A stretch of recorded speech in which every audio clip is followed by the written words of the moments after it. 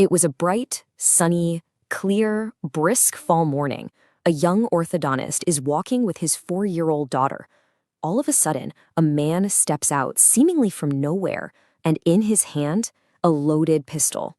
Just like that, you're there. You're not just hearing a list of facts, you're in the story. And that, my friends, is a kind of magic.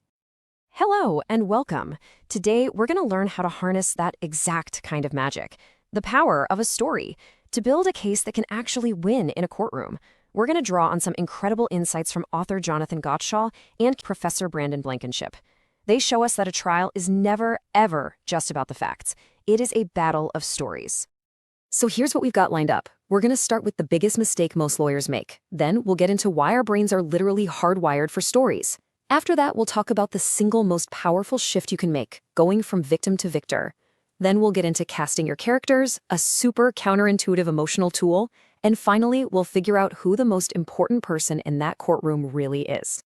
Okay, so what's the number one mistake that trial lawyers make? They totally forget that they're storytellers. They get up there and they just regurgitate facts. They drown the jury in timelines and depositions and data.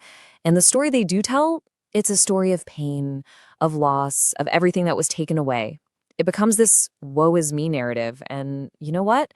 Jurors just check out. It really boils down to this fundamental choice. On one side, you have the losing story. It's just a flat recital of events, a list of damages. It's all about what was lost. But the winning story, now that is something else entirely.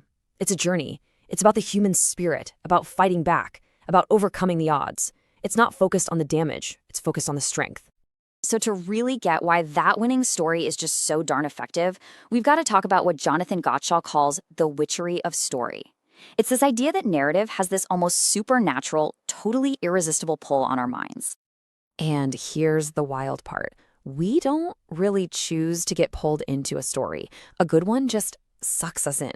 Gottschall puts it perfectly. Our minds yield helplessly to the suction of story. It's like we're biologically programmed to just fall into these other worlds. We can't help it. This completely reframes what a trial even is, right? It's not some dry, sterile debate over evidence. No, it's a story contest. You've got two lawyers, each telling their own version of events, and they're both begging the jury to believe that their client is the real hero of the story. So, how do you make sure your story is the one that wins? Well, according to Professor Blankenship, it all comes down to one single, powerful transformation. You have to turn your client from a passive victim into an active victor. Now, this distinction is absolutely crucial. A victim is defined by their suffering. Their whole story is about what was taken from them. But a victor is defined by the strength they show while trying to overcome that suffering. See the difference? Their story isn't about the tragedy. It's about the fight to move past it. It's all about the fight. And this is where that magic really kicks in for the jury. Because when they see somebody fighting, when they see them struggling to get their life back, it doesn't push them away. It pulls them in. It's inspiring. They see a fight and they want to join it. Think about any great story you never heard. Every movie, every book, they all have clear characters, right? You know who to root for and who to root against.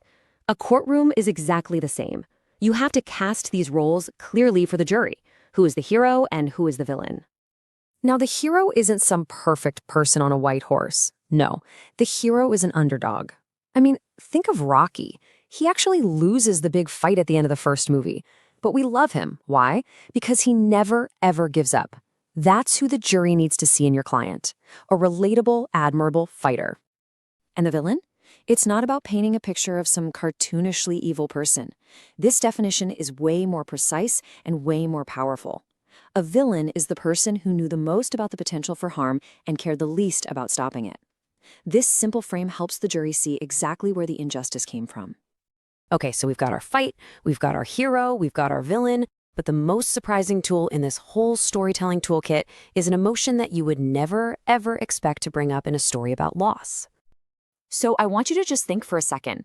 In this setting that's all about pain and damages, what is the scariest, most difficult emotion to bring into that room? Is it anger? Sadness? Maybe fear? It's joy. And according to Professor Blankenship, it's also the most powerful. I know, it feels completely wrong. And that is exactly why it works so well. Let me break this down because it's brilliant. You start by telling the jury about the joyful moments from your client's past, the laughter, the good memories, the full life they lived before. You are depositing that joy into an emotional bank account. And only then, once the jury really understands what was there, can you effectively show them the true depth of what was taken away. They will feel the loss 1,000 times more deeply through that joy than they ever could through tears alone. All right, we've talked about the story, the characters, and the emotions, but there is one final, absolutely critical piece to this whole puzzle. And it means we have to turn the focus away from the jury and onto the person telling the story. So after all of this, who is the one person you absolutely have to convince above all others? Who is the juror whose belief matters more than anyone else's in that entire room?